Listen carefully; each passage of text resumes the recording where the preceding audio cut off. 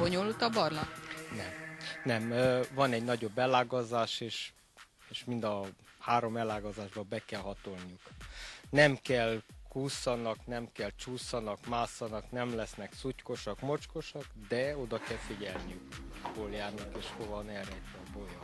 Után tájékozódhatnak. Semmi után, csak az ösztöneik után, meg a lámpafény.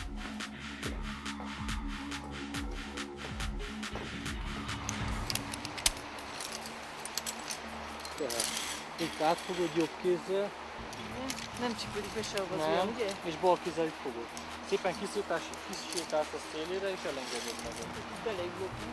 Igen.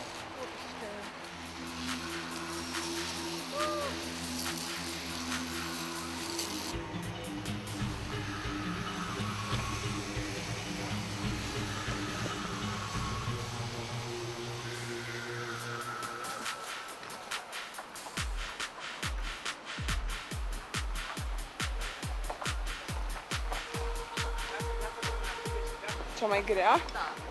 Oh. Pushbike de azi noapte. De ce ați făcut? Am împins bicicleta prin pădure.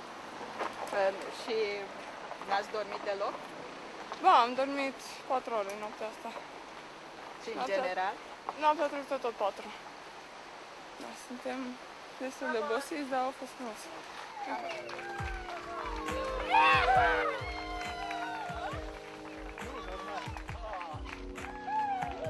Hai, poză de grup! Mulțumim pentru curcubeu!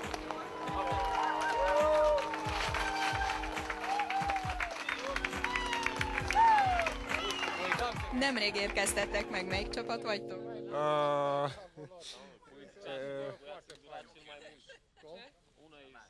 Elég nehéz. Elég nehéz.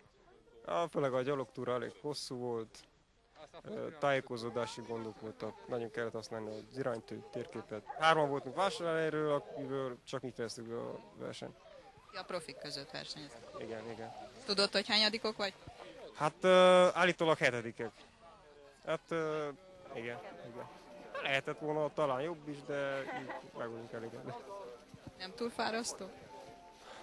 Hát így most, ha a vége, akkor már nem. Útközben igen. Meg útközben gondolja az ember, hogy miért is. Mulțumesc. Hai să vă încum prietene că...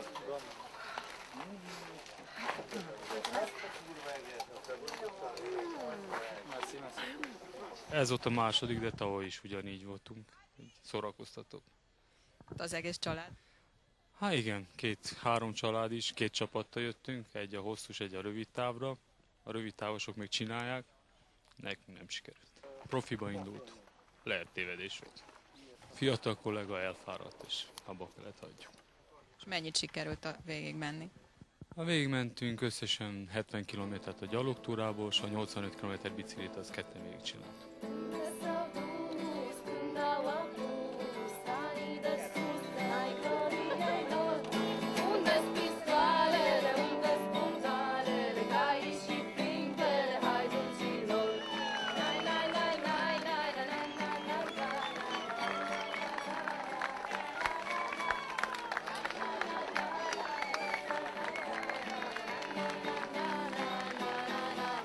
Ez egy összetett verseny, mindenképpen jó állóképesség szükségeltetik, viszont nem elégséges. Tehát nagyon jó csapatjátékosnak kell lennie mindenkinek. Nagyon sok nagy sportoló feladja menet közben, hiszen fejben nem tudja ezt végigcsinálni.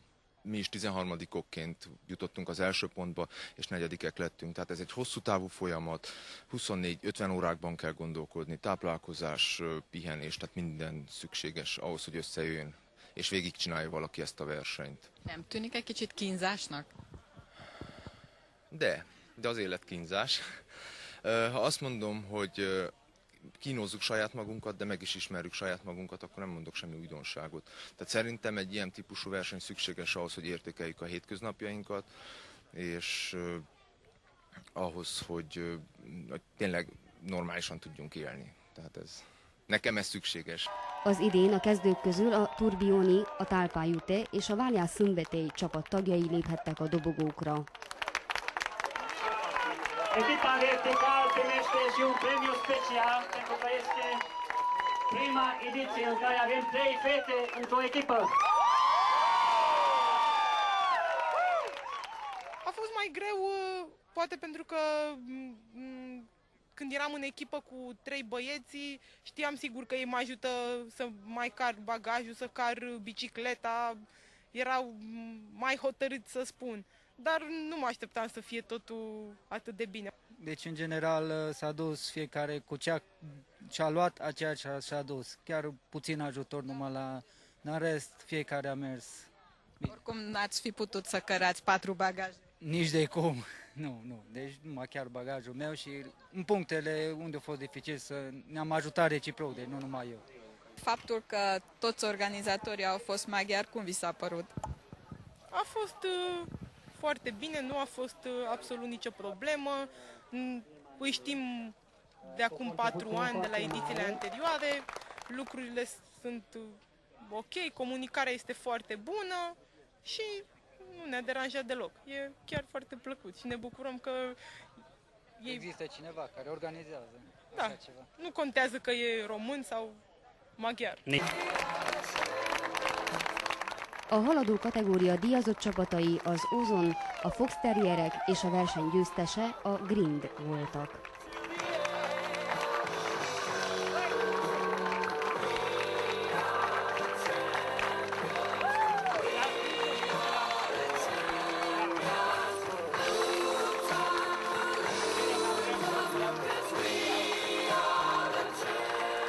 Și noi avem momente proaste, dar asta e. Ideea este că gândim pozitiv tot timpul. Suntem de foarte mulți ani împreună. E un lucru important ăsta, ne cunoaștem deja capacitățile. Deci ceilalți 3 componenți, soția mea și cu cei 2 frați ai ei, cumnații. Deci sunt 3 frați și eu m-am introdus cumva în familia lor ca soț. Dar de multe ori se spune că nu e bine să mergi soț-soție în echipă. Pentru că sunt situații extreme sau ajungi la limite de multe ori și se spune. Cazul nostru confirmă excepția, sau excepția confirmă regula. Asta e o tradiție de familie?